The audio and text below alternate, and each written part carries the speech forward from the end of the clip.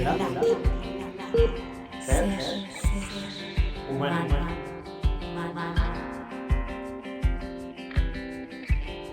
Me late ser humano. Pues bienvenidos aquí a Me Late Ser Humano, un episodio más. Estamos súper emocionados, como siempre muy contentos, porque siempre tenemos invitados muy especiales que comparten cosas que nos ayudan mucho y luego aprendemos también. Bueno, yo he aprendido mucho en estos episodios que hemos tenido. Y pues en este episodio tenemos a una invitada que se llama Mayra Isabel Rodríguez Tapia. Ella es psicóloga especializada en violencia hacia la mujer, abuso sexual, y pues ahorita nos va a contar qué más, pero bueno, estamos contentos de poder platicar de este tema que es tan controversial y pues también tan importante de hablar, muchas cosas que vamos a poder platicar ahorita para que también pues muchas mujeres estén alertas, ¿no? Porque muchas veces ya escuchando a los demás es que luego nos damos cuenta, ¿no? Si también estamos teniendo algún tipo de violencia o algo así. Entonces, bienvenida, Mayra, a este episodio de Me Late Ser Humano. Muchas gracias por la invitación. Pues es un placer compartir y si puedo aportar algo desde lo que conozco, lo que he trabajado, pues qué más, ¿no?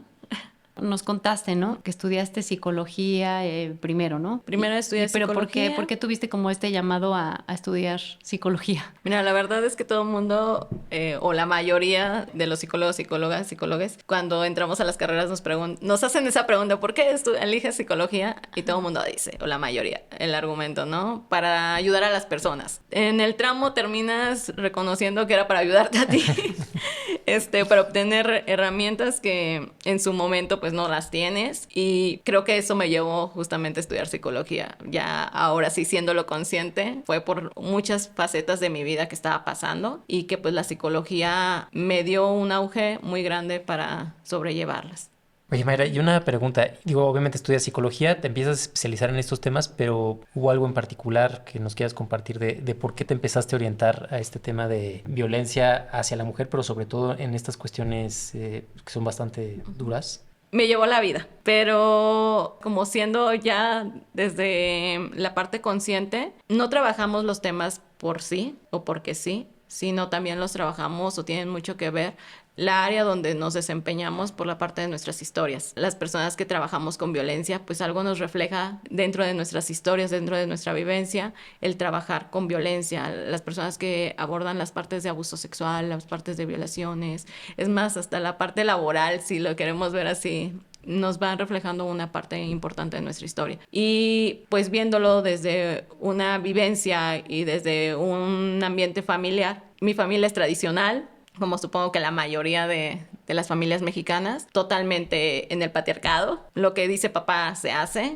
Y antes de conocer o empaparme de violencia, porque llegué así en ceros, a empezarme como con capacitaciones y todo, fue darme cuenta de que pues en mi familia también existían tipos de violencia. En mi familia también se perpetuaba mucho las violencias de género en las mujeres, cosa que pues no se visibilizan, es más, no se nombran ni se conocen. Mi madre, hasta que yo empiezo a empaparme de los temas de violencia y que se los compartía, eso es violencia. A pesar de que lo vemos en los medios, porque también hay como mucho boom de medios.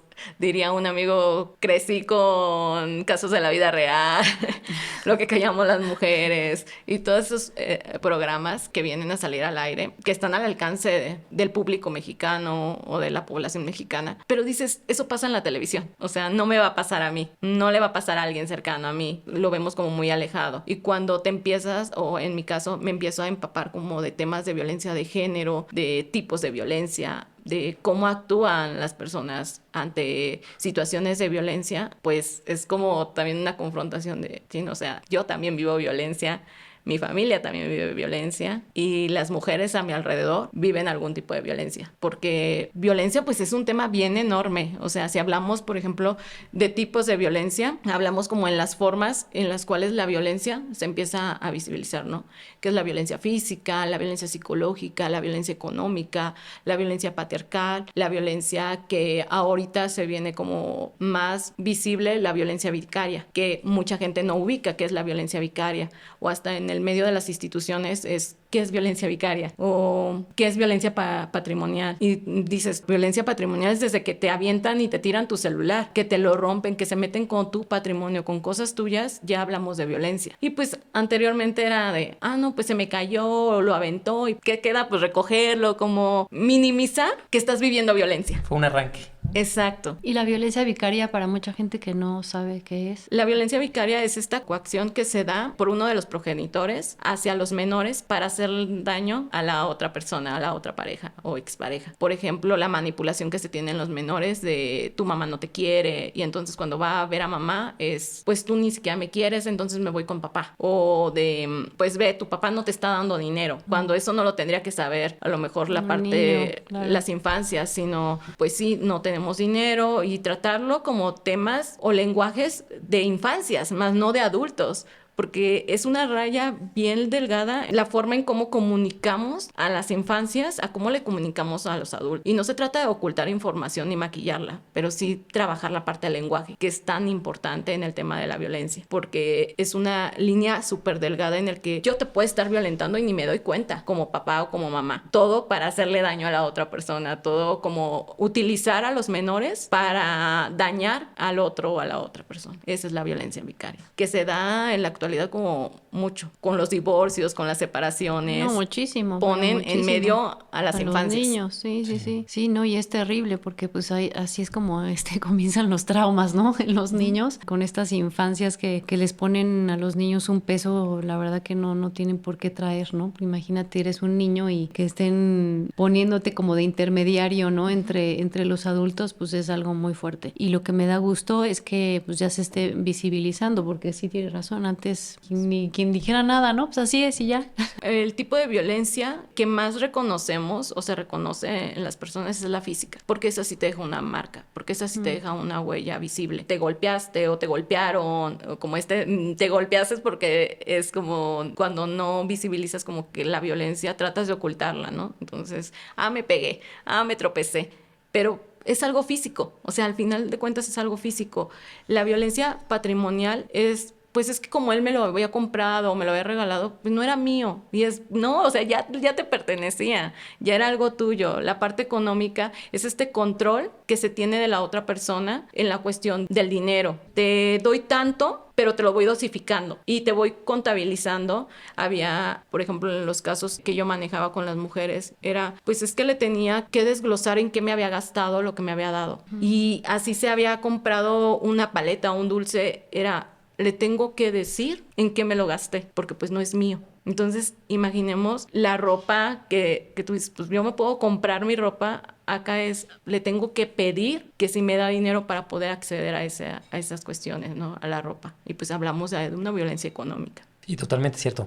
Fíjate que, ahorita que Irán daba la bienvenida, ¿no? Decía que nos daba mucho gusto poder hablar de esto. La verdad es que a veces lo decimos un poco inconscientemente, pero es triste que tengamos que estar hablando de esto. Y me parece doblemente triste esto que tú decías. Vengo de una familia tradicional. El tema es que tradicionalmente estamos acostumbrados a vivir violencias y que estén totalmente invisibilizadas, que no podamos darnos cuenta de. Me gustaría si pudiéramos empezar a tener como una especie de brújula para irle quitando el disfraz que se ponen a ciertas cuestiones que son violencia y que no nos damos cuenta que son violencia, porque además hay matices y ya ahorita hablaremos de eso. ¿Cómo podríamos decir, este es pato porque tiene pico, esto es violencia porque, o qué caracteriza a un acto o alguna omisión para que sea violento? Ahorita que comentas esto, se vino un boom de que decían, ¿no? Es que ya para todo las mujeres dicen que es violencia, o para todo ya sacan el término de violencia. Y entonces daba hasta a las mujeres decir, no, es que no es violencia. Y dices, pues sí, pero es violencia porque se minimizaba, se normalizaba entre, ahora sí, la hegemonía o la parte heteronormada de cómo tienen que ser las mujeres o qué tienen que hacer desde los estereotipos de género, que tú dices, si no tienes la autonomía de poder decidir, de poder hacer, y viene este miedo al hablar, al expresarte, va a venir como, mejor no se lo digo porque quizás voy a tener un conflicto. Ahí ya te estás guardando algo y te lo estás guardando porque va a haber un efecto del otro. Entonces, aunque no sea como parte de la violencia física, pues ahí empieza a perpetuar la violencia psicológica. ¿Y por qué no se lo dices? Pues porque te da miedo la reacción del otro que va a tener hacia ti. Y entonces la violencia psicológica que aquí entra, que es creo que de las las violencias que más marcan, porque aunque te alejes de la persona que te violentó, te sigue persiguiendo la inseguridad, te sigue persiguiendo la baja autoestima, te sigue persiguiendo el no creer en ti. Entonces, si te quita todo eso, los actos de violencia, pues ahí tienes la respuesta, es violencia. Y que además, ahorita que decías, pensaba, es que además inconscientemente tú lo estás justificando, porque con este tema de mejor no voy para que no se enoje, ¿no? De alguna forma estás validando su propio enojo o esa reacción violenta que pueda llegar a tener, ¿no?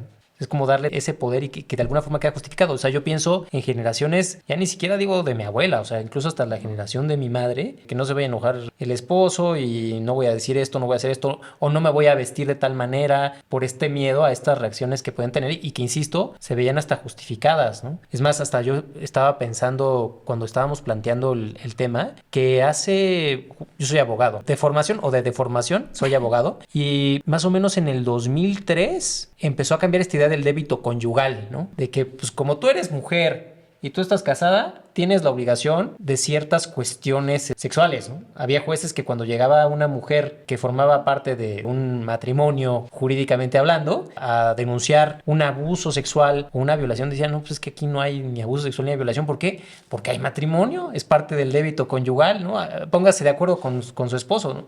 Y estamos hablando de no hace mucho tiempo y son cosas que luego jurídicamente se transforman, pero en la mente siguen presentes, ¿no? Ante un desconocimiento de la información, yo siempre lo he dicho, ¿no? Nos da poder para poder decidir, nos da poder para podernos mover, nos da poder para, vuelvo con esta palabra tan importante, empoderarnos, regresar nuestro poder a nosotras mismas, a nosotros mismos, y desde esa cuestión marcar límites. Pero si no tenemos esa información, pues sigo dentro de esta normativa que me han marcado, que me han dicho que yo he visto en las otras parejas y que antes de acudir al psicólogo, acudes con la vecina, antes de acudir con la psicóloga, acudes con tu mamá, antes de acudir con la psicóloga, acudes con el sacerdote. O sea, muchos antes que un psicólogo acudimos. Y entonces te van diciendo la información que a ellos les ha funcionado, malamente, pero te la van diciendo. Ajá, sí, claro. Les ha funcionado, entonces pues habla con tu marido, es que él también tiene necesidades, dices tú, chin, y el deseo, ¿dónde queda? El deseo de la mujer, el vivir su sexualidad, el que pueda decidir cuándo sí, cuándo no. Hay muchas mujeres que, por ejemplo, no saben ni siquiera han sentido un orgasmo, cómo se siente un orgasmo. O no saben ni siquiera cuál de todas las posiciones les gusta o cómo les gusta. ¿Por qué? Porque no es tema de mujeres. La actividad sexual o los encuentros sexuales pareciera que está para los hombres, desde la forma tradicional. Es para satisfacer a los hombres y te olvidas totalmente de ti, mujer. Y si abordamos como lo trasladamos a la esfera de la violencia o a temas de violencia, pues imaginemos, o sea, es para que no se enoje. Y llega a ser hasta una negociación bien cañona el tema de la sexualidad, porque, digo, hay mujeres que lo utilizan, pero lo utilizan no porque lo hagan de forma consciente, sino porque también ya viene toda una socialización introyectada pues de años atrás, ¿no? Desde su historia. Como este ejemplo, decía una chica, pues si no me compraba un pantalón, no le tocaba en la noche. Pero como ya me compró el pantalón, pues ya como le digo que no. Entonces, pues toca. Y sí, y da risa y dices, ¿qué onda?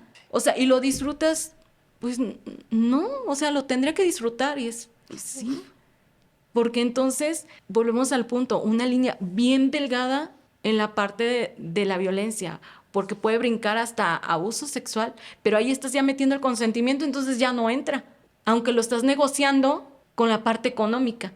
Y así muchas familias, no digo que todas, porque tampoco hay que generalizar, pero algunas de las familias así lo manejan. No, bueno, pero, o sea, si somos honestos, aquí en México, mucha gente, no sé si la mayoría, pero muchas familias viven una forma así, ¿no? O sea, y además, como dices, como estaban diciendo hace ratito, o sea, lo normalizan, ¿no? Es como, pues sí, llegó mi esposo borracho y pues tuve a fuerza que hacerlo, ¿no? Porque como llegó borracho, pues no me fuera a pegar, ¿no? Ajá. Entonces, pues mejor sí lo hago, porque si no me va a pegar y pues me va peor. Y entonces, como dices, van con la mamá o con pues sí, mija, así es. ¿Por qué? Porque pues también vieron a la mamá que le fue así, ¿no? Entonces, ¿cómo podríamos como abrirle un poquito los ojos a esas mujeres que todavía sienten que eso es normal? Pues creo que lo importante, lo que hacemos desde nuestras trincheras, al final de cuentas, Ajá. por ejemplo, ustedes ahorita ya tienen un público, ya le están dando esa información a mujeres que ni siquiera lo conocen, o que ni siquiera visibilizaban que eso era violencia, o que podían decidir si era un sí o si era un no, o también podían decidir alejarse. Esta frase que salió muchísimo y que se volvió tan controversial en el ámbito de las personas que trabajamos con géneros, y digo, fue un debate bien grande, porque empezó a salir de, amiga, date cuenta, a la primera vete, o sea, si ves esto, a la primera vete, y es, ninguna mujer se va a la primera. Lo hablamos desde el privilegio, desde el privilegio que no estamos viviendo violencia o que ni siquiera la reconocemos. Claro. Y es, ¿por qué no te fuiste a la primera? Si te están golpeando, si te están humillando, Y es ¿por que qué también no te vas? y si tienen hijos, y también dicen, no, porque qué tal si me quitan mis hijos, o sea, Pues sí, pero son muchas violencias que están juntas, o sea, la violencia vicaria, la violencia económica también, ¿no? Te tengo así y creo que también hay un tema institucional, porque hay mujeres que luego dicen, no, pues yo sí quiero, y va a la fiscalía y se topa con un ministerio. No, señor, aquí no son chismes de vecindad, aquí estamos trabajando y porque ahorita si usted denuncia, sabemos que en una semana va a venir a decir que no es nada y que lo perdona y demás, ¿no? Y digo, esto no lo estoy diciendo al azar, esto es algo que pasa y que me ha tocado escuchar en las instituciones. O sea, sí, me parece que también hay un tema de cara al Estado que creo que va transformándose, pero luego en unos pasos súper lentos donde a la mujer se le pone el reflector, ¿no? Como, no, es que tú eres la culpable y ¿por qué le dijiste que no? Si ya sabes que se pone violento, pues le hubieras dicho que sí, ya luego hasta lo disfrutas, ¿no? O sea, como que llega un punto en que se vuelve esquizofrénico porque lejos de poner la atención en el agresor, se le pone a la víctima como si fuera la culpable, ¿no? Sí pasa en las instituciones. Yo que estuve trabajando varios años en instituciones, sí te pasa. Y llega a ser cansado, pero cansado desde una impotencia de decir, ¿por qué lo perdonas? Pero esa es mi necesidad de decir, no lo perdones, o sea, no regrese, señora, porque puede ser la última vez que tenga esa oportunidad, ese chancecito. Pero volvemos a hablar, hablamos desde nuestro privilegio de no estar viviendo el contexto, porque estas de que le perdona, de que dice, bueno, ya regreso con él. Bueno, ya hablamos, ya me prometió que se va a portar bien, de que ya no me va a golpear, de que ya no va a violentar a los niños. O sea, sí, pero le ves el trasfondo y el trasfondo es que no tiene redes de apoyo. Le dices, y hay muchas exigencias ahí en cuestión de género. Señora, sálgase de la casa, ya no viva violencia, porque pues también, si no, se los va a quitar el DIF a sus hijos, porque pues está viviendo violencia. Y es, ok, me salgo de la casa, pero si tengo 3 niños, ¿quién va a ir por ellos a la escuela? Porque tengo ahora que trabajar. Claro. Tengo ahora que ser el sustento de esta familia. Y ante los pocos recursos, vayámonos a un caso dentro de la normativa en las que las mujeres no acceden mucho a espacios profesionales por el tema de que pues si ya te casaste, entonces el que se tiene que hacer cargo es el esposo de la parte económica y tú del cuidado de los hijos, y se llega a negociar en algunos momentos y dices, pues le entro a la negociación, pero entonces ya no estudiaste y te separas porque es un ambiente de violencia. ¿Qué inicias? Pues es cero. Inicias con un trabajo que no te va a dar para solventar una renta, que no te va a dar para las escuelas, que no te va a dar para alimentar a tus hijos, o si te da para lo básico. Y todavía es todavía es tiempo de calidad que le tienes que dar a los niños. así es. Y todavía te tienes que cuidar, porque no debes de llevar el estrés con tus hijos. Y todavía tienes que atender el proceso legal para continuar con la denuncia, y que te van a citar. Pero en tu trabajo no te dan chance, pero no hay quien vaya por los niños. Y si mamá, papá no te apoyan, y si no tienes hermanos que te apoyen o hermanas que te apoyen, si no tienes amigas que te apoyen, porque pues eso hace la violencia, te va alejando de tus redes, pues claro que muchas mujeres dicen, mejor ya me quedo aquí, ¿no? Me quedo aquí. Claro. ¿Para qué me voy a algo si va a estar peor? Que los recursos institucionales no alcanzan para todas. Una, no los conoce toda la mayoría de las mujeres. Otra, el filtro Para llegar a un recurso institucional de apoyo a las mujeres, tienes que pasar tiempo, invertirle un desgaste de copias de esto que te piden. No da. Hablamos desde una esfera muy privilegiada. Totalmente. De ¿por qué no se va? ¿Por qué lo perdonó? Ay, señora, viene a denunciarlo. ¿Y para qué? Lo va a volver a perdonar. Las mujeres que salen de los círculos de violencia, que quisiéramos que fueran muchas, pero las mujeres que logran salir de los círculos de violencia es porque tienen una muy buena red de apoyo que las sostiene y que las va acompañando en estos procesos, porque no son nada sencillos. No es nada sencillo la parte legal, y más si no conoces tus derechos, que te estén ahí revictimizando. O sea, que te estén exigiendo de vaya usted a la comisaría a poner la restricción para que se los lleven los policías. Y luego va a la otra instancia para que también allá estén avisados. Y dices tú, ¿y si no conozco? ¿Y si no me da la vida? Porque tengo a mis hijos. Entonces, de empezar un proceso de denuncia, ¿qué te gusta? A las 8 de la mañana terminas hasta las 12 sin haber comido. Y toda te faltó porque tienes que regresar, porque es mucha la demanda. Y a veces tratándote pésimo, ¿no? Exacto. Aparte de todo, te tratan mal. No, híjole. Y meter como la perspectiva de género en el trato institucional o dentro del ámbito psicológico de las instituciones, dentro del ámbito social de las instituciones, dentro del ámbito jurídico de las instituciones con los jueces y las juezas, pues es bien, bien fácil, porque se volvió un boom. Hasta te da mayor caché en tu currículum si le pones perspectiva de género, ¿no? Pero realmente que lo aborden con perspectiva de género, del dicho al hecho hay mucho trecho. Y justamente hay que formarnos en perspectiva de género, hay que ver las interseccionalidades que hay entre los géneros, que es esto que yo les comentaba como en el ejemplo, ¿no? Sí, la mujer se va a salir del ámbito de violencia, pero hay un montón de exigencias sociales que tiene que cubrir para no regresar. Y entonces, si la mujer quiere rehacer su vida, volvemos al foco. El foco es la mujer. ¿Por qué? Está olvidando a sus hijos, porque está pensando en ella. Pero si no piensa en ella, es porque no estás pensando en ti, te ves toda descuidada, te deberías de relajar, deberías de ir a correr, deberías de hacer ejercicio, deberías de alimentarte mejor. Y lo haces y tus hijos ya van mal en la escuela. Y al agresor o al violentador, pues totalmente lo dejan hacer su vida. Ahora sí, que la incomodidad sea menor, que igual hay que darle los fines de semana.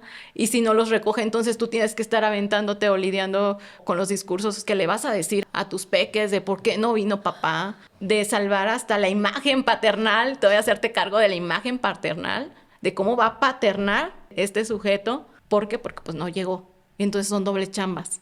Entonces, si lo ves desde ese punto, pues la balanza no está siendo equitativa. Y luego también algo que yo me he dado cuenta en este tema luego de revictimizar y demás, es que cuando ves a una mujer que ha vivido este tipo de sucesos y empieza a salir adelante y empieza a verse bien y llega otra vez a estas instancias de justicia o incluso sociales o familiares, ¡ay! Ya ves, ni tiene nada, no pasa nada, no es cierto. Ay, ¿cuál violencia? Si seguramente no le pasó nada. Pues si hubiera tenido eso, no estaría como está, ¿no?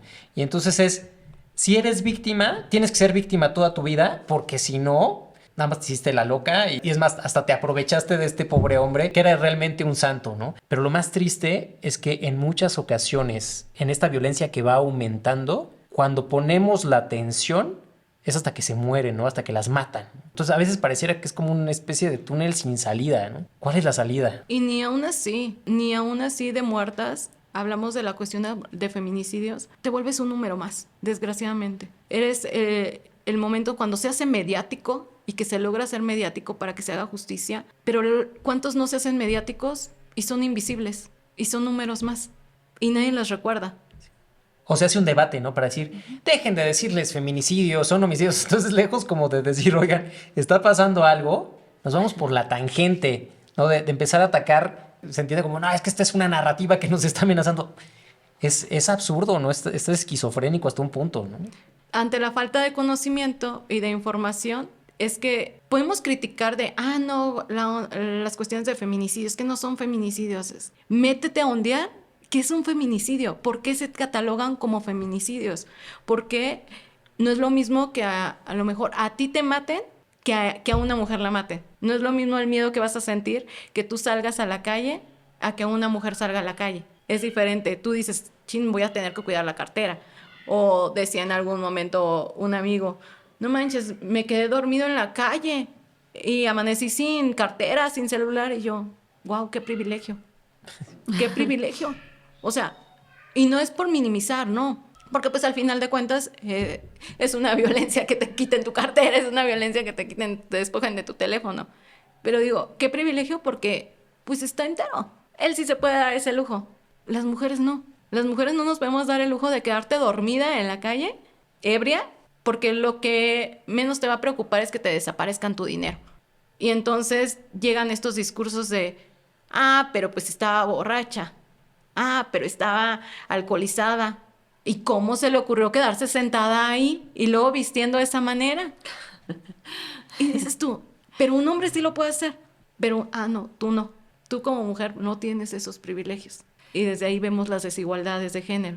Es que, o sea, ahorita que estás diciendo esto, bueno, que los dos están comentando, ¿no? De los discursos para defender esto. Eso también viene siendo la violencia psicológica, ¿no? La violencia emocional, ¿no? O sea, no sé si pudieras como también platicar un poquito de esto, porque creo que esta violencia, híjole, está cañona y justo está como súper invisibilizada, ¿no? O sea, es como, no está pasando nada y sí está pasando algo fuerte, ¿no? O sea, cuando una persona está queriendo hacer a la otra menos, ¿no? Todo el tiempo como humillando, pero aparte lo hacen de una forma, no sé si decir discreta o cómo lo pudieras explicar tú, ¿no? Porque sí hay gente que tiene esta violencia bastante fuerte, pero como disfrazado. Entonces también pues muchas mujeres dicen, no, pues no, solo, pues sí me hizo sentir mal, pero es buena onda, ¿no?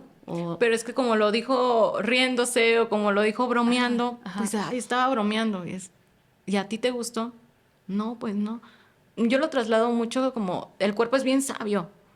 Nuestro cuerpo es bien sabio desde el hecho de cómo nos manejamos. Cuando te sientes incómodo, tu cuerpo hasta te dice como, ay, ya vámonos, ¿no? Pero tú dices, no le hago caso, me sigo quedando, o sea, lo omito.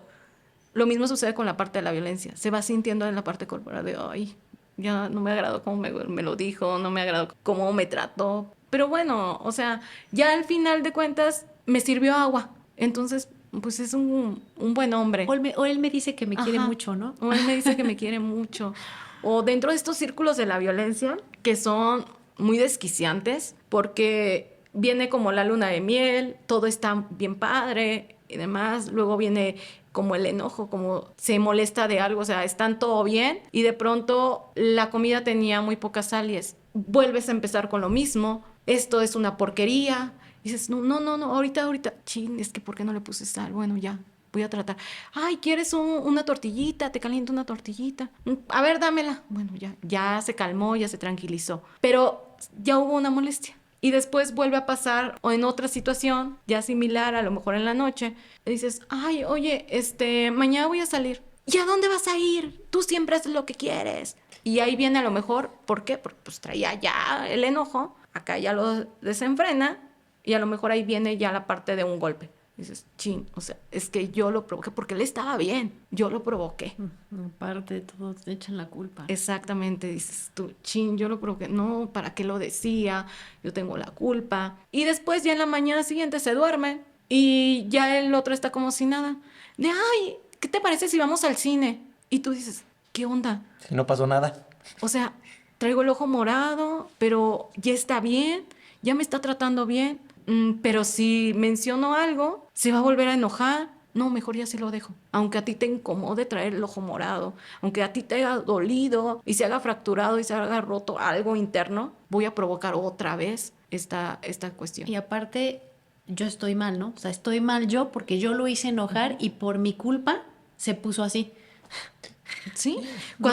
Si lo sacas del círculo, es, a ver, no te tenía que haber gritado. Desde ahí, ¿cómo te sentís? No, pues me sentí mal, me sentí ignorada, me sentí rechazada, pero como se va enmascarando la violencia, difícilmente la puedes como visibilizar para salirte del círculo de la violencia.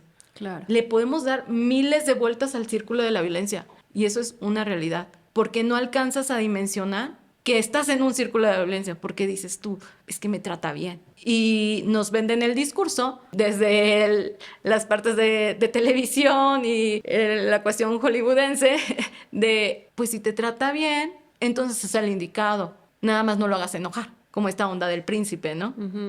De el príncipe, pues es un caballero, pues él se enoja, pero tú no te puedes enojar. Una buena mujer o una princesa, cuando ves a enojada una princesa se ve mal y luego se tiene que contentar rápido. Sí. Y entonces si crecemos con esos discursos, cuando lo trasladas a la vida real y te dicen, salte, y es, ¿cómo me voy a salir? Tengo que luchar por mi relación, tengo que luchar por mi matrimonio, tengo que luchar por mi familia, porque eso es lo que te han enseñado. ¿Y quién lo tiene que hacer? Pues la mujer, que hasta entra como en estos esquemas de frases que mencionan mucho hasta las mamás, no sé si en algún momento las escucharon, pero de cuida a tu marido, cuida tu casa. Y a mí cuando me los decía las mujeres, yo decía, ¿qué se te va a ir la casa? ¿Se te va a ir el marido? ¿Por qué tendrías que cuidarlo? Está eligiendo estar contigo, no tendrías que cuidarlo. Pero entonces te venden este discurso de tengo que cuidar al marido, entonces tengo que prepararle bien la comida, tengo que ser buena esposa, tengo que... Desde el ser buena y no puedes ser mala, no te puedes enojar, porque entonces volvemos al reflector, tú eres la que estás mal. Cuando un enojo, pues viene por una reacción a una conducta, a todo un sistema. Sí, es que vienen tantas cosas de la mano, porque también son estas mujeres que traen estas ideas de si ya estás divorciado, separado, nadie te va a querer. Uy, si tienes hijos, peor, ¿no? Porque es responsabilidad tuya. El otro cuate puede ir a hacer su vida, tener 5 más, pero tú tienes a los hijos y cómo le vas a hacer, ¿no? Como que también te empiezan a generar ciertos estigmas que hacen muy complejo para una mujer que está viviendo esto el poder considerar otras opciones. Y ahorita que decías también de estas frases que estaban atrás, pues a mí me tocó escuchar a manera de chiste, pero que no es chiste, estos temas de mi papá le pegaba a mi mamá, porque si él no sabía por qué había sido, ella sí sabía, ¿no? Como tratando de que terminaban, no quiero decir ni infantilizando, porque también un infante no tiene que vivir eso, pero justo esta desproporción y hablando de estos estereotipos que se van formando, también esta imagen del hombre, como en estas novelas, ¿no? Como 2 mujeres, un camino, ¿no? Y entonces es las mujeres que están peleándose por el hombre porque el hombre es tan viril que puede tener 5, ¿no? O 6. Que no nos sorprenda que una mujer, desde estos estereotipos, diga, ay, pues es que yo voy a salvar al más gañán de la manada, ¿no? ¿Por qué? Pues porque estar con este hombre es estar en el hombre alfa, ¿no? Y también estos conceptos de hombre alfa, es el que más puede y el que más tiene y se vuelven como juegos muy perversos. ¿Cuáles podríamos identificar como estas banderas rojas cuando una mujer se empieza a relacionar con un hombre que debes decir, ahora sí que amiga, date cuenta de mucho ojo, por aquí no debe pasar, así de ojo, mucho ojo? Fíjate, a mí me gusta mucho utilizar el violentómetro, que es muy utilizado en las instituciones, porque te va midiendo como los grados de violencia y también va notando las cuestiones de violencia que tú no decías que eso era violencia o que ni por aquí te pasaba que era violencia y que da más para la parte psicológica, que a veces es muy difícil identificarla porque pues dices tú, se enmascara de muchas formas, ¿no? Uh-huh. Y, por ejemplo, el violentómetro inicia con bromas hirientes. Cuando te empiezan a hacer bromas hirientes sobre tu persona, sobre cuestiones íntimas, porque eso da mucho pie en la parte masculina, como de decir, ay, es que yo la puse de esta forma, y tú dices, no lo digas. Yo estaba presente ahí en esa conversación, no lo digas. Pero bueno, es que está bromeando con sus amigos. Ahí ya es una violencia. Claro. Porque está bromeando. O que está bromeando con tus defectos, o que está bromeando con cosas que a ti te vulneran, o dices tú, no lo quisiera decir, y él se lo confía y ahora lo está utilizando como en son de broma. Pero me incomoda, pero lo está haciendo broma. O sea, ya es una broma hiriente y es una violencia de tipo emocional, uh-huh, tipo psicológica. Chantajear, que entra como la parte de chantajear y manipularte, de, ay, pero es que te vas a ir y me vas a dejar. Bueno, tú necesitas ser feliz, ¿verdad? O tú necesitas divertirte. Yo aquí me quedo acostado. Dices tú, no, ya no salgo.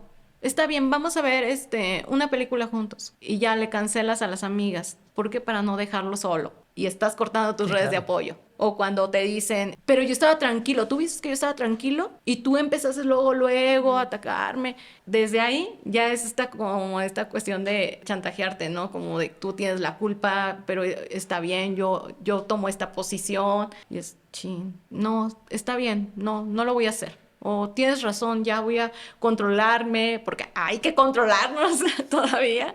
Me voy a controlar para ya no hacerlo, para que no se sienta como esta forma de quitarte algo, de chantajearte con algo, vaya. Y pues eso es violencia. Mentir o engañar. Y ahí entra como la onda de las infidelidades, como de ocultarte cosas, que tú dices, bueno, es que estaba pensando en mí para no hacerme pasar un mal rato. Y dices, pero te lo estás haciendo pasar ahorita. Y eso es violencia psicológica, mentir y engañar. Y justo cuando aquí se empieza, o lo empiezo a poner como con ejemplos con las mujeres dicen, ¿eso era violencia? Sí me pasaba. Sí lo vivía. O ponen sus mismos ejemplos, lo trasladan a su vida. Entonces, ¿era violencia? Y es, sí era violencia. O sí es violencia. Y de ahí va cambiando la tonalidad del violentómetro. Digo, ya está un poco usado porque lo manejo mucho, pero justamente va cambiando la parte de la tonalidad de la violencia. Empieza como un poco más claro, después empieza la parte de celar, de culpabilizar, descalificar, ridiculizar, ofender, humillar en público, que también son tipos de violencia psicológica. De ahí nos vamos como al tono anaranjadito, que es intimidar, amenazar, controlar y prohibir. Ahí en controlar y prohibir es lugares, familias, como de no tienes que ir tú sola con tu familia. ¿Cómo vas a ir tú sola? Tengo que estar yo presente. Y si no voy a ir, pues no vas tú tampoco, aunque sea tu misma familia. Entonces se cortan nuevamente las redes de apoyo. Prohibir la parte del dinero o la parte de controlar la parte del dinero, los lugares, pertenencias, actividades, el celular, las redes sociales, que se ha dado como un boom bien impresionante de yo debo de saber tu contraseña y a ver, dámelo. Lo voy a estar monitoreando y lo voy a estar revisando continuamente. Y no te voy a avisar, va a ser de sorpresa porque pues tengo que confiar en ti. Y la otra, pues sí, no tengo nada que esconder, pues me lo voy a estar revisando. Y es, ¿a ti te agrada que te tome tu teléfono?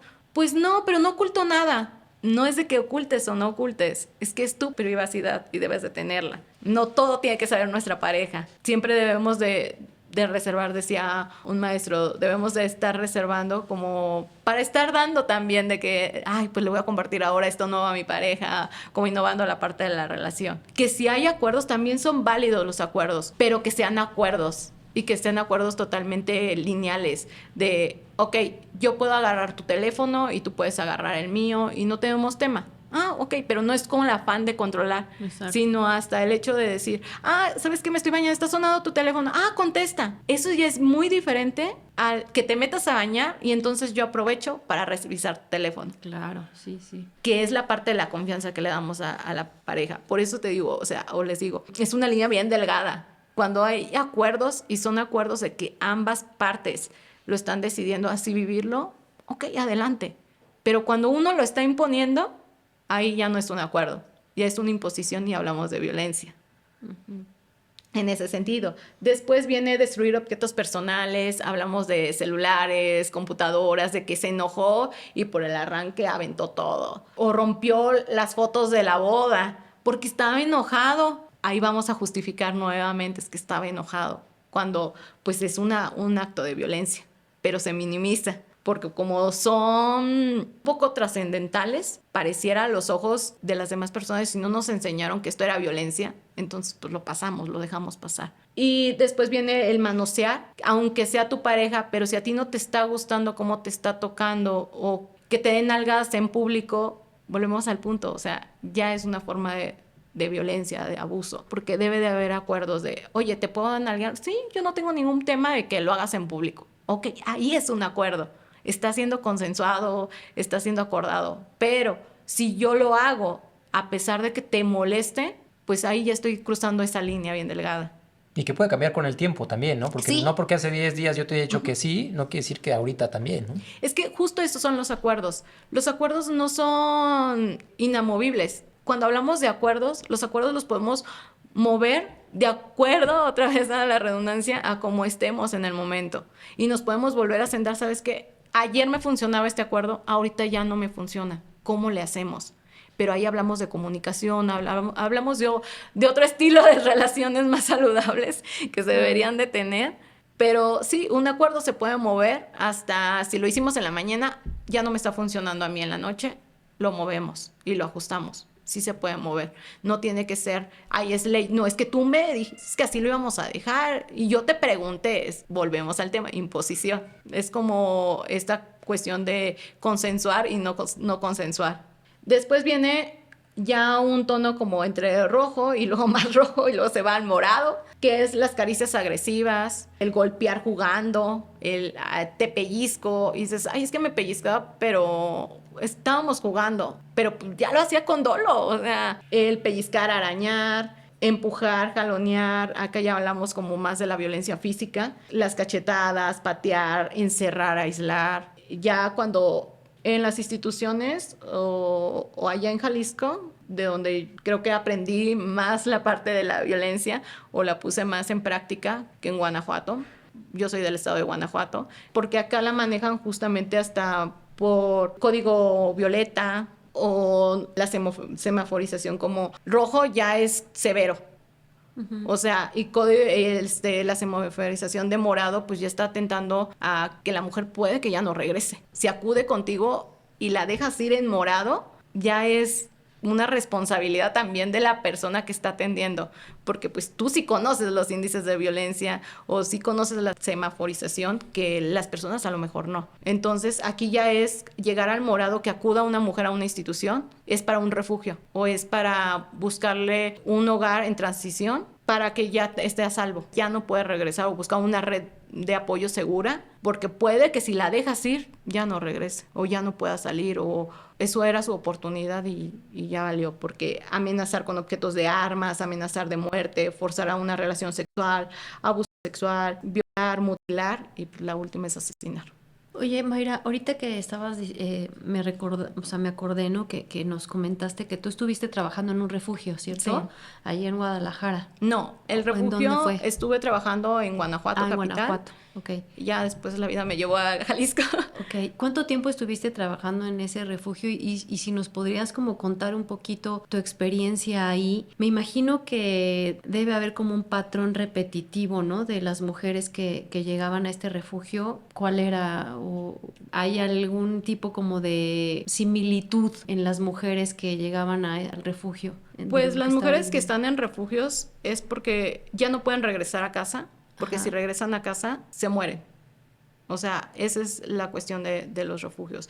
Okay. No todas son candidatas para refugio, eso también es real. Tiene que ver mucho la exploración, que si tienen redes o no, que si están ligadas al crimen organizado, o sea, si su vida corre realmente peligro. Los refugios están conectados, no se dan las ubicaciones por temas de seguridad de las mujeres. Al ingresar a un refugio, pues no tienes celular, se les quita celulares, se les quita como toda forma de contacto exterior por el tema de seguridad de las demás mujeres, porque pues no todas viven la misma historia. A lo mejor algunas están con el crimen organizado porque su esposo tenía estas alianzas o conexiones. Entonces es más factible que la encuentren, que la sigan buscando, que a lo mejor era una de violencia intrafamiliar, ¿no? O sea, que los recursos a lo mejor al sujeto no le alcanzaban al agresor para localizarla, pero ya no puede regresar. Entonces tiene que ver como con esas situaciones. Tiene más que similitudes, pues es estos contextos que te comentaba, como el morado, ¿no? Que ya sea una violencia extrema, física, que son sobrevivientes de la violencia, o sea, son mujeres sobrevivientes de la violencia, son historias de que han estado hospitalizadas, de verdad te encuentras historias o se encuentran historias que tú dices, ¿cómo puedes soportar tanto una persona tremenda violencia y seguir viva? De que las enterraban vivas y después ya cumpliste tu cuota del día, o sea, ya te voy a perdonar, ahora sí te desentierro. Y es tremendo. Entonces ya no lo tengo que hacer enojar. Y entonces quitar todos esos estigmas o todas esas cuestiones introyectadas que vivió, porque también influye mucho la temporalidad, influye mucho la historia de vida para hacer estas modificaciones, porque también en los refugios sucede que las mujeres no aguantan la estancia, que piden su salida, que es, bueno, yo creo que ya no me vio, ya se le va a haber pasado, entonces ya déjenme salir. Y es, de verdad, o sea, vas a salir al exterior, te hizo esto. Sí, pero yo creo que ya cambió. Entonces los casos de éxito también de refugio son pocos, Sí. porque volvemos al mismo sistema en el cual ella ya se tiene que hacer cargo, o sea, les dan herramientas, pero tienen que cumplir con una temporalidad dentro de refugio para sanar las situaciones de violencia, para aprender o tener otras herramientas de salir a la vida. Y hay, bueno, yo en lo personal, en lo profesional, sí tuve casos de éxito, sí conocí casos de éxito, y eso lo recuerdo como de una chica que estaba súper joven, tenía 22 años, o ahorita no sé cuántos tenga, y se salió porque la tenían amarrada, o sea, su agresor la tenía amarrada, ya no podía regresar a su casa porque el agresor conocía el domicilio de sus papás, entonces cada que ella iba a recurrir con sus papás, el tipo golpeaba a su papá, el papá tratando de defenderla lo golpeaba, la golpeaba a ella, golpeaba a la niña, que tenía una niña muy pequeña, y se la llevaba otra vez y ahora te va peor. Ay, Entonces, Dios. hasta que ella corrió, o sea, y literal las mujeres que se salen de casa, que llegan a los refugios, llegan sin nada. O sea, con lo poco que pude, con mis papeles, con estas mochilas de emergencia que también se les enseña en los refugios, como el plan de seguridad, de que si vas a regresar, ten a la mano una maleta, o sea, donde tú sepas dónde está, donde sea fácil acceder a ella para irte y no regresar, o encargada con una vecina y le tocas y te vas con tu maleta de papeles, o sea, vas buscando o dando herramientas, estrategias. No puedes controlar lo externo, no puedes controlar también su toma de decisiones. Pero esta chica en la actualidad es maestra, o sea, después de toda la situación de violencia, ingresa a refugio, empieza a gestionar herramientas, mete a su niña a preescolar, porque también se les apoya como para que sigan estudiando los menores, las infancias. Ya tiene actualmente otra pareja, su niña está muy linda, ya muy grande, y ella es docente. Qué maravilla. Qué bonito. Sí, y justo en algún tiempo atrás, años atrás, me la encontraba y me decía, Mayra, recuerdo mucho cuando llegué a refugio y que tú me recibiste. Te agradezco porque el que cambiara mi vida fue gracias a ti, yo, ¿no? O sea, yo no lo hago, tú lo haces porque tú decides si cambias o no cambias. A ti te cuesta trabajo. Ahora sí, las personas que trabajamos o que se trabajan en refugio, pues solamente son una herramienta, un conducto. La chamba la hace cada mujer. Y así como hay historias de éxito, hay historias de no éxito que te parten el alma, y más en las infancias, porque tú como mujer puedes quedarte, dices, con todo lo que conlleva esta decisión, pero decido quedarme. Pero un niño que diga, ya no me quiero quedar, eres menor de edad, no tienes voz ni voto y tú no sabes. ¿Y qué toca? Quedarte, sí o sí. Y aunque le supliquen a mamá, mamá, vámonos, de verdad, es no. Y entonces el menor se tiene que quedar. Y eso pasó justo en un caso de refugio, que fue una de las cosas o de las situaciones por las que yo decidí ya no estar en refugio, porque pasó que salió, tenía herramientas, no se le dio el seguimiento oportuno. A la chica tenía 18 años, tenía una bebé. La bebé llegó muy mal porque el tipo la golpeaba, la mordía. Y ya estaba sana la niña, ya caminaba, ya estaba muy bonita. Y no se le dio como seguimiento a los próximos meses. Dicen un día, oigan, el caso de fulanita, de esta chica, ¿qué onda? Ah, no, le voy a marcar. No, pues no contesta. Ah, vamos a hacer visita domiciliaria la próxima semana, no recuerdo bien las fechas. El chiste de van a hacer la visita domiciliaria, el tipo había matado ya a la niña. A la mamá la había tenido amarrada, o sea, y ahí dices, la infancia, ¿qué podía hacer? ¿Cómo le das herramientas a una bebé, vaya, para que mínimo se oculte? Igual a los niños de 8 años, tú dices, o de edades como un poco más avanzadas, les puedes decir, ok, busca un lugar seguro, ocúltate, cierra la puerta. O sea, les puedes dar herramientas, pero a los bebés, ¿cómo les das herramientas? A los bebés ahí no hay ni cómo. Ay, no.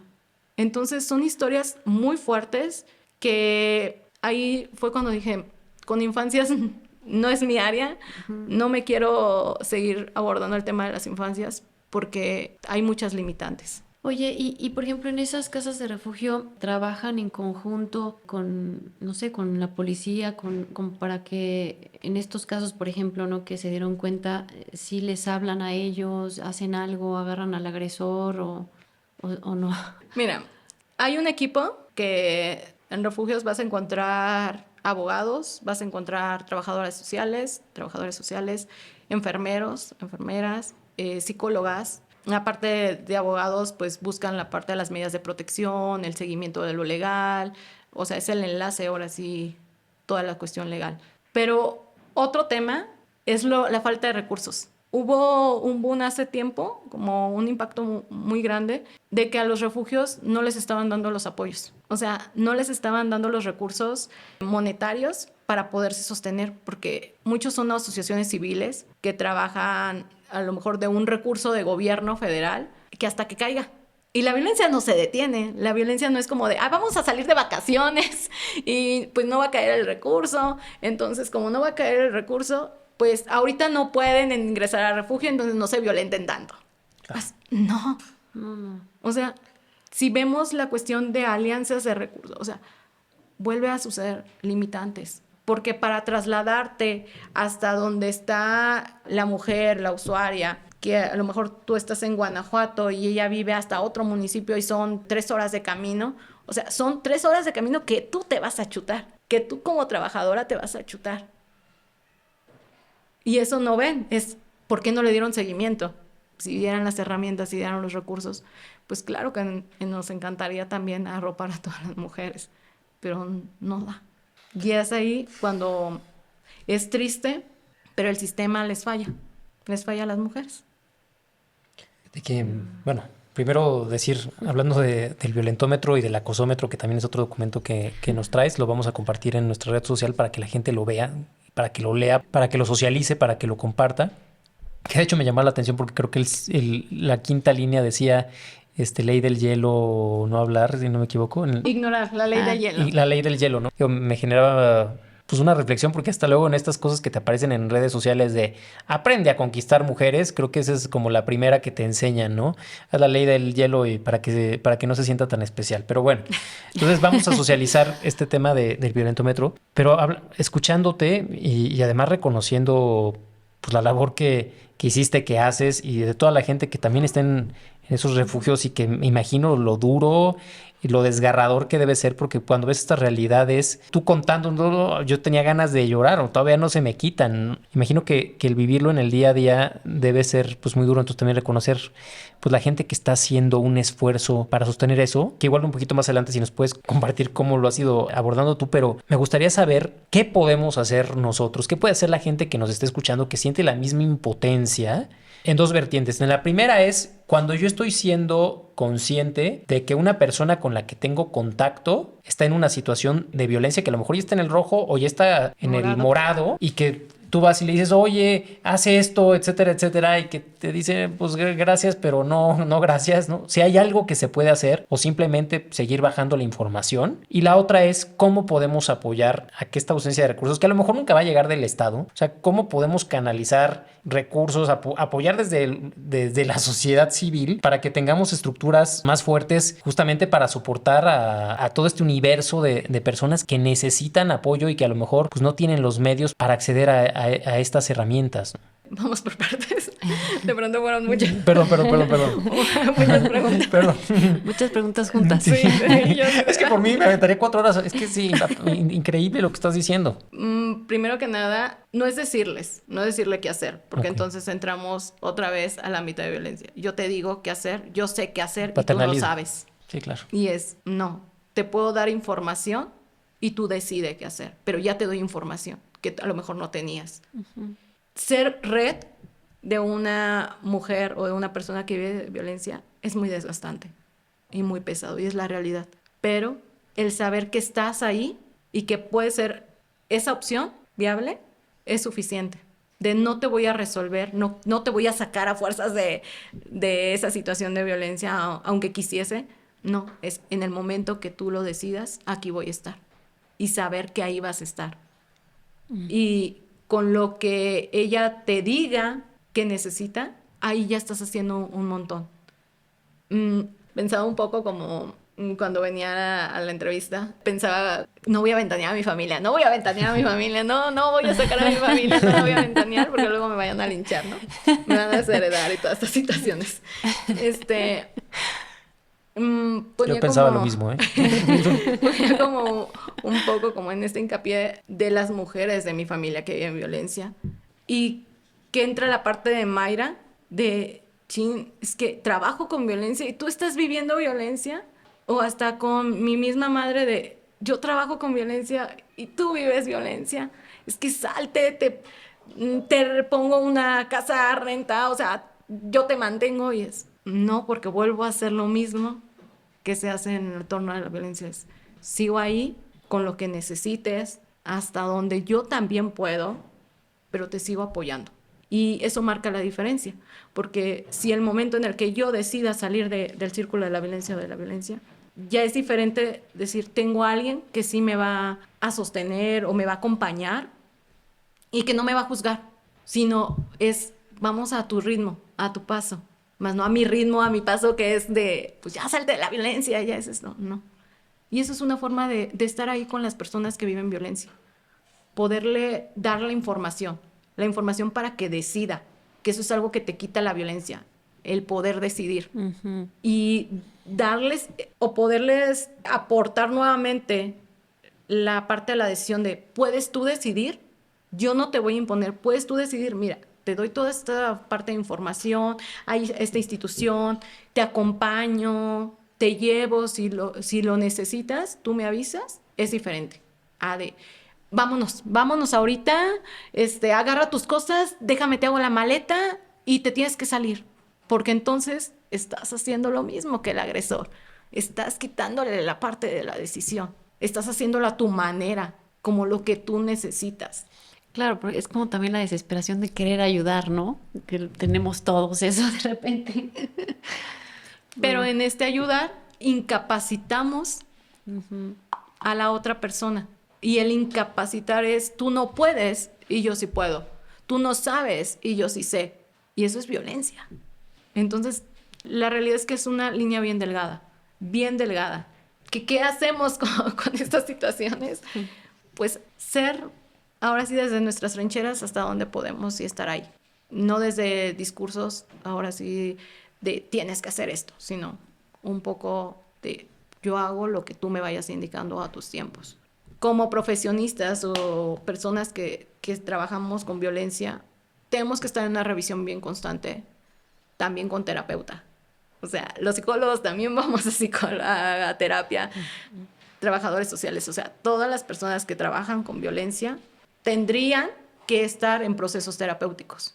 ¿Para qué? Para revisar tus violencias y que después no las estés pasando a querer salvar, porque no vamos a salvar a nadie, vamos a acompañarles en sus procesos y a sus tiempos. Pero cuando queremos salvar, ahora sí estoy anteponiendo mis necesidades que las tuyas. Y es una forma en la cual a veces ni nos damos cuenta, pero con terapia, con nuestros procesos terapéuticos, ya es trabajar por qué te está impactando tanto esa historia, que tampoco es de sensibilizar, sino para que puedas acompañar desde otra esfera y no desde una esfera de necesidad. Y es eso, o sea, estar en constante terapia en nuestros Y yo procesos. justo te iba a preguntar eso que, o sea, ahora sí que tú como el ser humano que eres, ¿qué ha sido lo más difícil, sí, lo que te ha costado más, ¿no? De todo este trabajo que has hecho con estas mujeres. Lo que más me ha costado es trabajar con abuso sexual y violaciones. Eso es lo que a mí más me ha costado en cuestiones de trabajo con violencia. Porque una, si te fijas, el violentómetro pinta más para una relación de pareja que para una cuestión sexual. Y las cuestiones sexuales, muchas veces al agresor ya no lo vuelves a ver. Otras lo tienes que estar viendo, pero o es un familiar, o es el amigo de confianza, o es tu papá, o es un amigo, O el jefe del o el trabajo. jefe. Y es totalmente otra vertiente bien cañona, porque ya no lo trabajas igual. La cuestión de abuso sexual, de violación, ataca muchísimo la parte psíquica de la persona. Porque si acá podías decidir, a lo mejor de otras esferas, en tu cuerpo, que es lo que tú puedes controlar. Tú puedes decidir a lo mejor cómo vestirme, o puedes controlar, si ya no, por la cuestión de violencia no puedes controlar cómo vestirte, pero tú controlas cómo bañarte, cómo tocarte. Hay una parte de nuestro cuerpo que sí podemos decidir, y el abuso sexual, la violación es no. Yo decido tomar tu cuerpo, yo decido hacerlo. Y eso es, si ya no puedo ni decidir en mi cuerpo, pues entonces ya me quitaron todo. Sí, además, digo, siendo muy claros, entiendo que es una cifra de la OCDE, pero México, por ejemplo, creo que es el primer lugar en abuso sexual infantil. Y es muy triste porque a mí me ha pasado que hablando con gente de cualquier medio, de cualquier grupo económico, el abuso sexual está presentísimo. Y está muy invisibilizado, pero de verdad a mí me ha aterrado encontrar que en un grupo luego de 10 personas, 4, 5 o 6 han sufrido abuso sexual. Y el tema es que cuando empiezas a profundizar, o fue el amigo del papá, o el dentista, o el tío, a veces el papá, ¿no? En fin, es algo que está ya luego tan interiorizado que también me parece aterrorizante el hecho de por qué no se verbaliza o por qué no se habla, ¿no? Y empiezas a ver todos estos estigmas y luego hay gente que dice, no, pues es que nada más fue una vez, ya supéralo, ¿no? Unas palmaditas, pero me tocó una amiga muy cercana que me decía que ella, pues, cuando trabajaba, tuvo un viaje de oficina y un compañero con el que ella tenía, pues se llevaba bien, pero no eran muy íntimos, se cambia de cuarto, se mete a la fuerza, abusa de ella y cuando terminó casi era la fiesta del viajecito de trabajo, ¿no? Y se queda ahí. Y ella se quedó con eso durante varios años y ya cuando estaba en una relación con su esposo, se dio cuenta que ella se sentía muy incómoda en estos espacios de intimidad y procesándolo en terapia, porque ella pues es de esas mujeres privilegiadas que puede acceder a una terapia, se dio cuenta que todo venía desde ahí, desde un abuso que además hasta para ella era difícil poder llamarla y poderle poner las letras y decir, fui abusada. Entonces, creo que también es importante empezar a hablarlo para que la gente reconozca cuando ha existido abuso, porque es muy normal y sobre todo luego, pues no sé si en nuestra cultura, pero es que no pasó nada, ¿no? Y te lastimas, no pasó nada, todo está bien. Ay, no seas exagerado.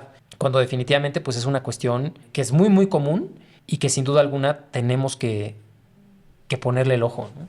Decía justo ahorita escuchándote, recuerdo a un discurso de una pacientita que me decía, ok, y si lo hablo, o sea, ¿qué va a pasar? O sea, ¿de qué va a servir? ¿Qué sigue? O sea, ya lo hablé, ya lo expresé, pero ¿qué sigue? Y entonces, como no sé qué sigue, pues mejor no lo digo. Y así, sí sé qué sigue, pues sigo mi vida, sigo esto, bien o mal, pero pues le sigo. Y es, pues no, o sea, vuelve la parte de la voz, vuelve la parte de hacerlo consciente, viene la parte de que el foco sea él, no seas tú, porque pega más fui abusada sexualmente, fui violada, y entonces tú eres violada, parecía una etiqueta bien grande. Y al agresor, de él poco se habla.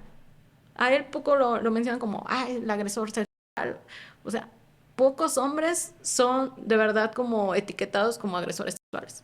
Es más como la parte de la víctima, volvemos, ¿no? Como abusada y cuestionada, y de las que logran como la parte de la denuncia en abusos sexuales o violaciones, la revictimización, y qué estabas haciendo, y cómo estabas, y qué pasó, y por qué había sido, y si tú escuchaste pasos, ¿por qué no gritaste? Que eso de verdad pega tanto de ¿por qué no grité?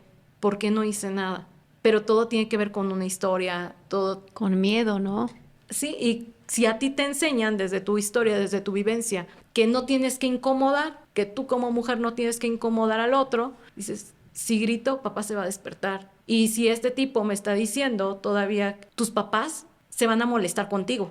Sí, o no te van a creer. O no te van a creer. Claro. Y que llega a suceder, porque las que se animan a hablar de abusos, de fui abusada, como hay papás y hay mamás que acompañan a las infancias en los procesos legales, como hay papás, hay mamás que no saben cómo manejarlo, y eso es una realidad. No sé qué hacer con esto que le está pasando a mi hijo, a mi hija, que como no sé qué hacer, mejor no hago nada.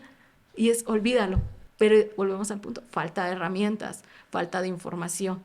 Y tampoco es culpabilizar a los papás de, ay, ustedes son los causantes. Pues también traen una historia, también traen todo un contexto. Entonces, no se puede encapsular, así debe de ser, o así tendrían que comportarse, o así tendrían que actuar. No, es todo un contexto. Como hay mujeres que gritan y a pesar de que gritan, nadie las ayudó. Como hay mujeres que no gritan, se paralizan y viene como cero control de cuerpo, como insensibilización de, entonces ya no siento, me concentro en otra cosa, pienso en otra cosa hasta que termine. ¿Para qué? Para no tener que lidiar con lo que está sucediendo. Porque como puede ser que lo hablen y los apoyen o las apoyen, como puede pasar que no las apoyen, que les digan. Pero es también tú, si te estoy diciendo que con esa falda no estés cuando tus tíos están y tú ahí vas y te pones esa falda. ¿No? Dices tú, chin, entonces sí, yo tengo la culpa. O vas con el grupo de amigos y por ser amable, entonces tú lo estabas seduciendo y a la mera hora ya no querías, pero pues le estabas dando esos mensajes. Te alientas el boiler y no te metes a bañar. Y es, a ver, o fuiste a un motel y que todo el mundo dice, ¿para qué vas a un motel si tú ya sabes de entrada a lo que vas? Y yo le decía a una persona, yo he ido a un motel a platicar, nada más, o sea, me he ido a un motel y decir, ¿sabes qué? No, o sea, mejor vamos a platicar porque no quiero hacer nada. O sea, no es el contexto, es puede la ser que persona. querías, ¿no? Y que a la mera hora Ajá, dijiste no y no es no. exacto, pero por eso no es el contexto, es la persona que ahí está decidiendo hacer algo. No estás tú decidiendo, porque tú puedes gritar, puedes patalear, puedes a lo mejor justamente hasta no movilizarte, pero porque ya no puedes hacer algo, hasta por una cuestión de supervivencia. Muchas veces no se grita por supervivencia, porque chin, y si grito y me golpea y se enoja más y me mata, no, mejor voy a tranquilizarme, va a pasar rápido, va a terminar y se va a ir. Y entonces ya puedes seguir con tu vida y es, no.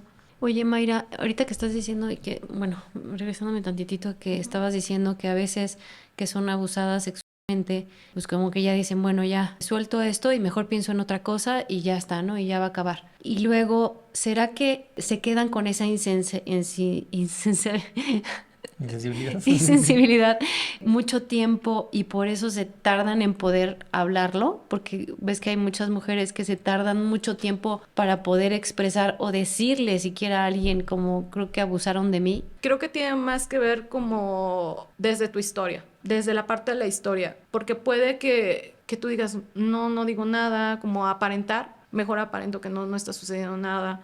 Y después te topas con otra historia de otra mujer que dice, yo sufrí violación. Entonces, no manches, yo sí lo viví, pero yo no lo vivía de esa manera o no pensaba que era de esa manera. Y es ahí cuando empieza como la parte de la denuncia. Las denuncias, no denunciamos cuando el sistema nos exige denunciar, sino cuando estamos preparadas para denunciar. Y preparadas psicológicamente, preparadas mentalmente, para todo lo que conlleva. Y también el aceptar, porque no es fácil aceptar, fui violada y fui abusada. Es como como yo voy a poder ser violada y abusada, o sea, como yo, o sea, con todo lo que sé, con las herramientas que tengo, como yo me pude poner en una situación de riesgo. Y otra vez volvemos, yo me puse en una situación de riesgo, yo no hice esto. Y desde ahí va el discurso de no es la ropa, no es la persona, no es ni siquiera el cuerpo, no es encasillarlo a las mujeres que son violadas o abusadas son así y tienen que reaccionar de esta manera, porque si no reaccionas de esa manera, entonces te voy a empezar a cuestionar de si realmente sufriste abuso sexual o si realmente fuiste violada, porque pues ya la vemos como lo comentabas anteriormente, ya la vemos arreglada, tiene un trabajo, si hubiera sido abusada no hubiera tenido un trabajo, no hubiera salido así tan rápido. Y no todas las mujeres se pueden etiquetar o catalogar o encasillar, así debes de actuar, no. Se trabaja, cuando trabajamos abusos sexuales o violaciones, lo trabajamos de una forma personalizada, porque lo que a ti te va a reflejar a lo mejor el abuso sexual, a otra persona le va a reflejar de forma diferente. Puede ser un evento traumático o no puede ser un evento traumático, pero depende de tu historia de vida. Puede ser que para algunas mujeres sea muy significativo y muy simbólico y otras digan, sí, pero ya pasó, ya, o sea, yo continúo con mi vida, la verdad, no es un tema que quiera trabajar, no es un tema que me incomode, lo puedo hablar abiertamente, te puedo expresar, pero no tengo tema con eso, respetable. Y no es de buscarle entonces lo está negando, por eso. porque entonces ahí viene mi necesidad, no estoy escuchando a la otra persona. Depende muchísimo de cómo se aborde en el inicio. Es tan importante la primer persona a la que acudimos cuando suceden este tipo de cosas de abuso sexual y violación, porque de esa persona o de ese discurso que escuchemos va a depender muchísimo todo. Si me creen o no me creen. Si yo le dije a mamá y solamente se dio la vuelta porque no sabía cómo manejarlo, entonces ya no es importante. Si me vuelven a violentar de esta forma sexual, no le voy a tomar la misma importancia, lo voy a minimizar. Pueden reaccionar restando la importancia, pueden reaccionar razonalizando, justificándolo, como es que sí, yo estaba en la noche, había tomado mucho, sí, o sea, yo tuve la culpa. O él estaba borracho, no lo quería hacer. Y justificamos tratando de proteger al agresor que a nosotras mismas o a la persona que sufrió el abuso sexual o la violación. O totalmente se niega, se voltea, se da la página porque no quieres o no sabes cómo lidiar con ello. Está también la parte de olvidarlo, mejor olvido el suceso porque es demasiado traumático o me impacta demasiado que mejor lo olvido. O totalmente este abandono del cuerpo, la insensibilización de si vuelvo a tener otro acto sexual, a lo mejor sí consensuado, pero como mi cuerpo fue agredido, transgredido, mejor no siento. Totalmente me invisibilizo, me desensibilizo y que termine lo que tenga que terminar, pero que ya me deje, ¿no? Y entonces no me permito sentir, porque si me permito sentir, ya sería como estas vocecitas de cómo tuviste un orgasmo en tu violación, cómo lo disfrutaste, porque llega un punto en el que el cuerpo es cuerpo, que puedes sentir, y hay tanta culpa en eso en las mujeres de, es que sentí un orgasmo, y sí, pero ahí es entender, o esta línea delgada de, pues tu cuerpo está reaccionando, y eso no tiene que ver tanto contigo, tú no querías y no por eso significa que tú lo consensuaste, y es trabajar la parte de la sexualidad que es importante porque se fractura un montón, se fractura la parte de la autoestima y en otras ocasiones viene la parte de un control para algunas mujeres o para algunas víctimas de abuso sexual, la parte de controlar, de como no pude controlar esa situación, empiezo a controlar todo lo de afuera, ¿no? Y ahí vienen los trastornos compulsivos de limpio todo, tengo mi casa súper limpia, acomodada, porque pues, mejor lo traslado hacia afuera, donde sí puedo tener control a esta situación interna que me desestabiliza. O viene toda esta cuestión de la hiposexualidad y la hipersexualización. Me voy de un extremo a otro. O también viene la parte del caos, que o me vuelvo muy caótica en mi vida, de excesos, llena de excesos y demás. O sea, cada persona lo va a manejar de forma diferente y no es poner en tela de juicio el discurso, o sea, a ti no te toca, a nosotros como sociedad no nos toca criminalizar a las mujeres, ni tampoco al agresor, le toca a las instancias, pero créele, o sea, créele a la víctima, porque te lo está diciendo por algo. No elaboramos historias, de verdad, las cuestiones de abuso sexual, si tú la exploras, o sea, no hay ni cómo mentir, o sea, no, ¿cómo vas a inventar tu sensación? ¿Cómo vas a inventar el suceso? ¿Cómo vas a inventar cómo llegó? O sea, no se puede mentir. Y si empieza la parte de inventar, cuando empieza el discurso, claro que todos sabemos y todas sabemos cuando alguien tú dices, no está cuadrando. O sea, te das cuenta. Pero si estás escuchando el discurso de la persona, te das chance de escucharle, ahí empieza a hacer esta gran diferencia. De yo no soy jueza ni juez para poner en tela de juicio lo que tú me estás diciendo, pero empatizo con tu discurso, porque te está afectando y es ahí que necesitas, porque podrá necesitar denunciar, podrá no necesitar denunciar o decir yo no me voy a aventar a las instituciones porque son tardadas, porque me van a tener ahí horas, porque todavía me van a hacer el chequeo médico. Y no, tienes que denunciar, es tu necesidad. Dale oportunidad que ella decida, no desde una exigencia, sino ella decida. En algún punto de la vida, yo viví un abuso sexual por parte de un amigo que llevaba muchos años conviviendo con él. Llevábamos como 17 años, o sea, ya llevábamos mucho tiempo, 7, 9 años, ya no sé, ya perdí la cuenta, ya ni es mi amigo, o sea, ya, totalmente. Y yo acudo con mi terapeuta, porque siempre he estado como en revisión constante en terapia, y recuerdo a mi terapeuta que me decía, yo no te puedo atender ya, Mayra. Si tú no denuncias, yo no te puedo atender. Y yo, ¿por qué? Es que yo no quiero denunciar, porque yo ya sé cómo es el proceso, yo quiero sanar, o sea, a mí vengo a este espacio para sanar, porque se me está rompiendo el alma, se me está rompiendo mi vida, porque era una persona a la cual le tenía mucha confianza y yo trabajo con violencia. Y me está sucediendo esto a mí, y cómo se lo cuento a mi mamá, se lo cuento, no se lo cuento, se lo cuento a mi familia, no se lo cuento a mi familia.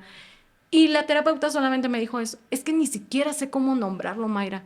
No sé si es abuso sexual, es violación. Tú dime, tú sabes más. Porque pues en ese tiempo yo me encontraba estudiando la especialidad en educación sexual y me dice, es que tú sabes más, yo no sé. Necesito que acudas a denunciar porque si no, allá hay un agresor afuera que tú pudieses detener.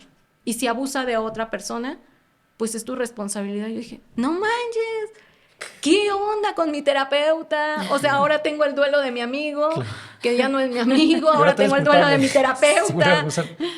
Ahora es lidiar yo sola con toda esta cuestión, ahora es buscar otra terapeuta. Nos hace también falta herramientas. No todos y todas las psicólogas o terapeutas sabemos abordar los temas de abuso sexual. Claro. Y también toca decir, ok, no te puedo ayudar, me está sobrepasando, pero te canalizo con alguien que sí te puede ayudar.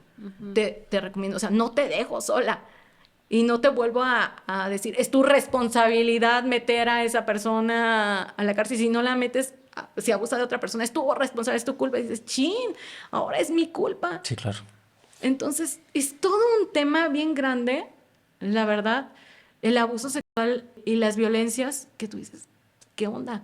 Y no son las mismas, no es la misma forma a lo mejor como yo viví ese abuso sexual a como la vive otra persona, porque también influye mucho el tema de las herramientas. Yo ya llevaba procesos terapéuticos largos con esa terapeuta, ya tenía un buen proceso terapéutico, ya tenía buenas herramientas, tenía las herramientas teóricas, tenía el acompañamiento de una especialidad de maestros, de docentes, de compañeros, compañeras, compañeros, que también me acompañaban. O sea, tenía una muy buena red de apoyo para sobrellevar mi situación. No recuerdo si se lo dije a mi mamá en algún momento, creo que no, creo que tampoco se lo dije a mis hermanas, ni a mi familia, pero porque para mí era más importante decírselo a mi círculo, a mi sostén, como a tu contención, ¿no? Exactamente, como a esta red de apoyo, porque era lo que me sostenía. Entonces, cuando le exiges a la persona que vive abuso o violencia, tienes que decírselo a tu familia. No, o sea, checa su contexto. Si ves un contexto viable que lo va a apoyar o la va a apoyar, adelante. En algún punto yo tuve a una paciente que había sufrido una violación por parte de un primo, y ella dijo, yo no le quiero decir a la familia, porque sé cómo me van a criticar, sé lo que me van a decir, y ahorita no estoy para eso. Prefiero agarrarme ella trabajaba haciendo el aseo en una casa, prefiero agarrarme de la familia que me está acogiendo en este momento. A ellos ya les dije, me están acompañando en el proceso y me siento acompañada, me siento bien. Claro. Preferible. Es lo que tú estás necesitando, más no lo que está necesitando la sociedad, más no lo que está necesitando el Ministerio Público, más no lo que está necesitando la familia. O sea, ¿tú qué estás necesitando? Y desde ahí se parte. Me queda, pues ya acercándonos al cine. Es que, digo, creo que era para aventarnos 5 programas más. De verdad, gracias por todo lo compartido. Sí, creo que es muchas muy gracias. importante socializar esta información, sacarla de este espacio de sombras. Quizá la última pregunta que a lo mejor yo te haría, como ir buscando esta salida de estos túneles en los que estamos y considerando tu formación como educadora sexual también, es las mamás, los papás que están escuchándonos, que están formando niñas, niños, que eventualmente van a tener estas interacciones y demás. ¿Cómo podemos o en qué nos tenemos que enfocar al momento de estar formando a estas niñas, a estos niños, para ir evitando que más grandes sean estos agresores, ¿no? O en esta idea de ir cuidando nuestra propia cuadra, ¿qué es lo que nos recomendarías? La parte de la comunicación, nombrar las cosas como son. Cuando le ponemos sobrenombres, cuando le ponemos, hablamos con minimizando las cuestiones de violencia, las cuestiones de abuso, pues ahí, según lejos de darle herramientas, les quitamos herramientas. Entonces, nombrar desde la cuestión de la sexualidad es un todo. O sea, también la sexualidad es un todo porque abarca toda una construcción. Sexualidad desde cómo hablo, cómo me visto, cómo interactúo. O sea, eso es sexualidad y a veces pensamos que sexualidad solamente se encasilla en los órganos sexuales y es no, sexualidad es, o sea, cómo comunico, cómo te digo o cómo te comparto y te doy herramientas para que te puedas expresar mejor, para que puedas marcar límites cuando digas un no, que se respete tu voz. Y desde este respetar tu voz es si mi hijo de pronto en el mismo contexto social le empiezan a decir, es que ya tienes que iniciar tu vida sexual, es que si se te está ofreciendo, pues si ya se puso ahí, pues adelante. No, o sea, darle estas herramientas a tus hijos de no, consensuado, o sea, siempre consensuado. Si ella dice que no, es no. Si en su momento ella estaba formada en la fila y después dijo, ya no me quiero formar en esta fila, ok, pues nos vamos, porque ella dijo que no. Y si tú quieres, ok, tú quieres, pero busca entonces en otra persona porque ella ya dijo que no. Entonces, el acompañar, creo que el acompañar, informar, orientar la parte de la comunicación, crear ese ambiente de confianza en el que nuestros hijos e hijas nos puedan plantear sus historias reales, porque pues también los pequeñines, las pequeñinas, las infancias sufren de estrés, también les pasan ciertos problemas que como papás los minimizamos. Ay, no, pues está chiquito, lo vas a saber resolver. O, ay, eso es, yo a su edad ni me preocupa por eso. Ay, yo tengo más problemas de adulto, o esto, y las infancias no. O el adolescente, ay, no. O sea, la parte de comunicar y de la escucha activa para poder orientar. Si tú no tienes comunicación con tu hijo, difícilmente vas a poderle dar herramientas para que no le entre a esta onda de la masculinidad o del ser masculino, sino empieza a resignificarle también el ser masculino de se vale llorar, se vale opinar, se vale decir cómo me siento, se vale decir esto no me gusta, se vale no quedarme en estos espacios. O sea, esa parte de la onda de la masculinidad que también es importante abordar y ojalá en algún momento se pueda hablar de la masculinidad, da mucho campo para la cuestión de la prevención, para la prevención de las violencias tanto sexuales, tanto psicológicas, o sea, dentro de los tipos de violencia, da unas herramientas gigantes. No sé si Maravilloso, muchísimas gracias, Mayra. De verdad que valioso tenerte y escuchar todo lo que dices. O sea, aprendí muchas cosas hoy y se me quedaron como, ok. De verdad te lo agradezco muchísimo. Ya tendremos otro episodio porque como dice Pepe, pues da para muchísimo más y ahorita dices para la masculinidad que también es importante hablar de eso. Y pues gracias a ustedes por acompañarnos desde casa. Sí, de hecho también en la publicación vamos a poner los datos de contacto de Mayra porque creo que es importante y es maravilloso tener gente especializada en esto, ¿no? Y también va a ser esta recomendación de la gente que está viviendo esto, pues acérquese también a estos espacios profesionales, infórmese y... Esto pues, es Me Late Ser Humano. Muchas gracias. Gracias. Gracias.